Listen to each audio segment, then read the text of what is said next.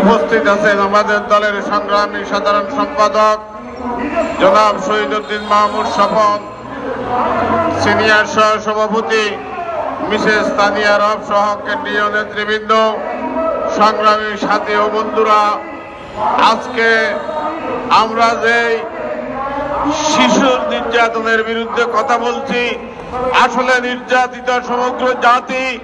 কারণ গত 54 বছরের বাংলাদেশে নতুন কিছু হয় নাই। পাকিস্তান ব্রিটিশের রেখে যাওয়া সমস্ত আইন কানুন এখানে বিদ্যমান।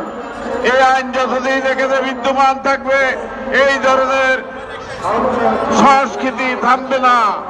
সাথে বন্ধুরা, আপনারা পরিষ্কার করে, আমাদের জাতীয় সমাজতান্ত্রিক দল পরিষ্কার করে বলেছে, আমরা 54 বছর থেকে আন্দোলন করে আসছি, আমরা একটি স্বাধীন দেশের রাজনীতি রাষ্ট্র ব্যবস্থা কায়েম করব। বন্ধুরা, সাথীরা, এই প্রেস ক্লাবে আমরা শত শত সভা করেছি এই স্বৈরাচার সরকারের বিরুদ্ধে, কিন্তু স্বৈরাচার এখান থেকে বিদায় হয়েছে।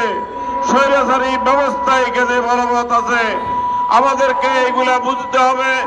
আজকে এই স্বৈরাচারী ব্যবস্থা পরিবর্তনের লক্ষ্যে আজকে অন্তর্বর্তীকালীন সরকার সমস্ত রাজনৈতিক দল, পেশাজীবী সংগঠন সহ সকলের কাছে একটা প্রস্তাব পাঠিয়েছে এবং সেই প্রস্তাবে তারা অনেকগুলো অপশন দিয়েছে। আমরা মনে করি এই সংস্কার পথ যখন সবাই মিলিয়ে বিভিন্ন রাজনৈতিক দলের সাথে আলাপ করে সেখানে একটি রাজনৈতিক বন্দোবস্ত তৈরি করবে, এই রাজনৈতিক বন্দোবস্ত কিভাবে বাস্তবায়ন হবে সেটাও সিদ্ধান্ত হবে। কোন একক রাজনৈতিক দলের নেতৃত্বে